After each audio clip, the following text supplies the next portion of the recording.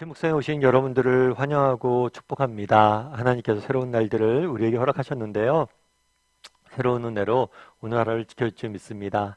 사실 이렇게 아침에 첫 시간 하나님께 드리는 게 쉬운 일은 아니죠. 하지만 이렇게 하루에 첫 시간 하나님께 드렸을 때 하나님께서 이 시간을 통해서 우리 인생의 차이를 만드시고 일하실 줄 믿습니다. 그런 믿음을 가지고 오늘 또 시작했으면 좋겠어요.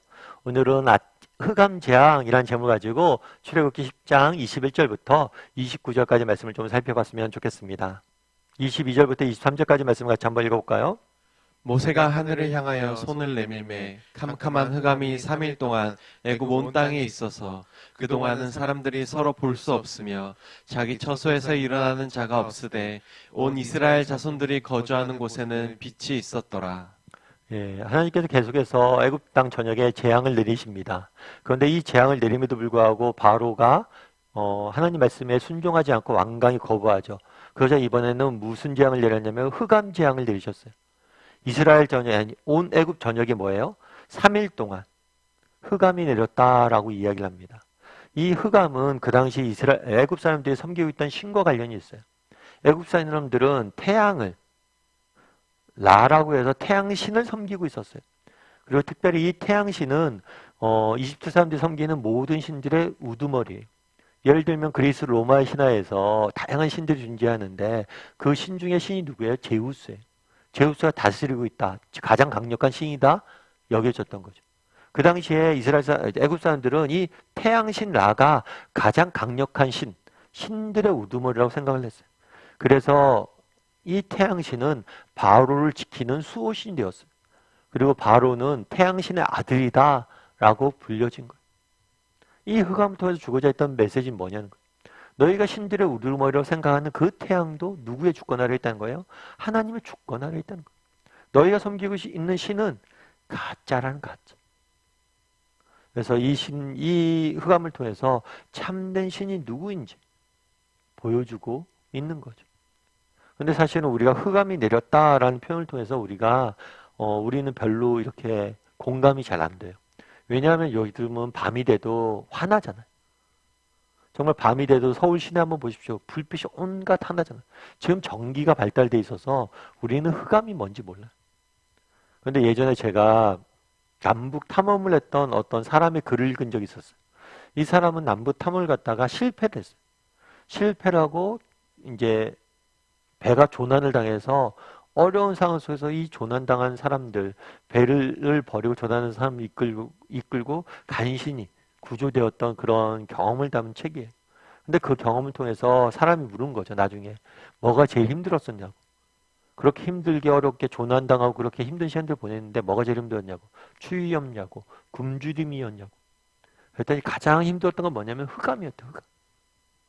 그러니까 남극 같은 경우에는 밤이 오면 며칠씩 몇 달씩 계속돼요. 어둠이 며칠 몇 날씩 계속되는 거예요.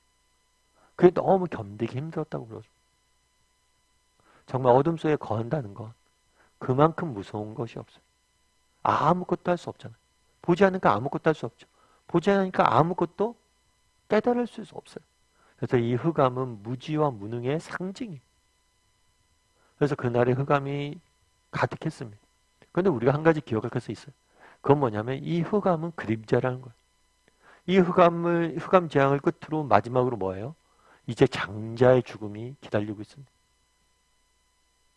정말 이 흑암은 앞으로 경험하게 될 이 죽음의 어두운 그림자의 죽음이란 어두움의 그림자에 지나지 않아요. 그래서 그것들을 깨닫지 못한 거죠. 그래서 이렇게 흑암이 내렸음에도 불구하고 뭐 한 거예요? 바로는 그 하나님의 말씀에 순종하지 않아요. 우리 24절과 25절 말씀 같이 한번 읽어볼까요? 바로가 모세를 불러서 이르되 너희는 가서 여호와를 섬기되 너희의 양과 소는 머물러 두고 너희 어린 것들은 너희와 함께 갈지니라. 모세가 이르되 왕이라도 우리 하나님 여호와께 드릴 제사와 번제물을 우리에게 주어야 하겠고. 네. 바로가 모세를 불러 이야기합니다. 알았다. 흑암이 있고 이런 어둠이 있으니까 이런 재앙 속에서 너희가 원하는 대로 가서 광야에 가서 하나님을 섬겨라. 다만 너희의 양과 소는 머물러 두고 바로가 마치 회개하고 자기의 주장을 내리고 정말 하나님의 뜻을 요구 조건을 들어주는 것처럼 해요. 그런데 그러지 않아요. 단서를 달잖아요. 그가 정말 하나님을 두려워하고 하나님이 정말 참된 신임을 알았다, 깨달았다 그러면 이렇게 어떻게 단서를 달아요? 무조건 하나님 시키는 대로 무조건 다 해라 이야기하는 거예요. 그러니까 이렇게 단서를 다는 것 자체가 아직까지 하나님을 인정하지 않는 거예요. 그러면서 우리도 한번 돌아봐야죠. 우리도 하나님을 믿을 때 우리 인생에 너무 단서가 많지는 않습니까? 정말 하나님 앞에 나가서 하나님 앞에 순종을 한다거나 하나님 믿음의 길을 걸어갈 때 너무 단서가 많지 않냐는 거예요. 이거 해주면 이렇게 하겠습니다. 이거 해주면 이렇게 하겠습니다. 이렇게 단서를 달고 있지 않냐는 거예요. 그런데 재밌는 것은 믿음의 길이라는 건 그런 거예요. 마치 어두운 밤길에 작은 등불을 들고 가는 거예요. 길이 밝아져야지 가는 게 아니라요. 어두운데 한 걸음을 내디디면 밝아지는 거예요. 이 순서가 중요해요. 그런데 대부분은 뭐냐면 하나님 다 보여줘야지, 안전해야지 가겠습니다 라고 이야기를 해요. 그런데 그렇지 않아요. 정말 믿음의 발을 한 걸음 내디뎠을 때 뭐예요? 길은 밝아지고 보이는 거예요. 그래서 우리가 너무 단서가 많은 신앙인이 되면 안 돼요. 여전히 그날의 바로는 뭘 했어요? 단서를 가지고 뭘 한 거예요? 하나님을 말씀을 듣고 인정을 했던 거예요. 그런데 여기서 우리가 또 한 가지 알 게 있어요. 그건 뭐냐면 이 섬기대라는 단어. 궁극적으로 하나님께서 출애굽을 하십니다. 이스라엘 백성들을 애굽에서 이끌어내세요. 그 이끌어낸 근본적인 이유가 뭐냐는 거예요. 그건 바로 뭐예요? 하나님을 섬기게 하기 위해서. 다르게 얘기하면 그곳에서 우리를 예배하기 위해서 그런 거예요. 예배하고 제사드리기. 다르게 이야기하면 우리 신앙의 가장 중요한 요소는 뭐예요? 예배예요. 예배. 하나님을 예배하고 하나님을 정말 섬기는 거예요. 그렇다면 우리는 어떨까요? 우리는 하나님을 온전히 예배하고 있습니까? 사실 이 예배라는 게 우리가 주일날 우리 예배 드리잖아요. 그렇게 모여서 회중이 모여서 함께 예배 드리는 것, 이것도 예배예요. 그런데 참된 예배란 뭐냐? 이것도 예배지만 예배의 본질적인 정의는 뭐냐면 하나님이 어떤 분이신지를 알고 그것에 합당한 대접을 해드리는 것, 대우를 해드리는 게 예배. 그래서 찬양도 예배가 되는 거예요. 왜냐하면 하나님의 높으심을 알고 그 이름을 높이는 것이 행위가 찬양이기 때문에 그래요. 예를 들면 그런 거예요. 예배란 뭐냐 했을 때 이런 걸 수 있어요. 여러분 어떤 요리사가 있습니다. 유명한 셰프 요리사가 있어요. 그 요리사가 요리를 쫙 해요. 요리를 해서 딱 내놨어요. 그랬을 때 손님이 그 요리를 먹고 야 정말 너무 맛있다. 이 요리사 정말 요리 잘한다. 그럼 뭐가 되는 거예요? 그런 말 자체가 뭐가 되는 거예요? 이 요리사에게는 영광이 되고 예배가 되는 거예요. 자녀를 위해서 우리가 요리를 해줍니다. 요리를 해주는데 엄마 요리 너무 맛있어요. 너무 밥을 많이 먹고 맛있게 먹고 뭐예요? 너무 맛있다고 이야기하는 것. 그것이 영광이 되는 거죠. 기쁨이 되는 거죠. 그래서 자녀가 맛있게 밥만 먹어도 내가 기쁘다 이런 얘기를 하잖아요. 하나님도 마찬가지예요. 우리가 예배한다는 게 뭐냐?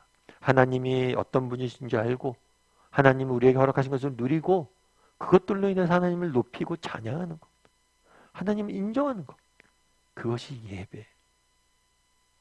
그래서 주일 예배는 단순히 주일날만 드리는 게 아니라 우리의 삶 가운데 항상 드리는 것. 늘 일상 가운데 하나님이 어떤 분인지 알고 배우고 알고 깨닫고 그분이 주신 것을 누리고 그러면서 그분을 인정하고 그분을 높이는 것. 그것이 예배인 것. 그래서 오늘 하루 우리도 예배하는 삶을 살아야 되는 거겠죠.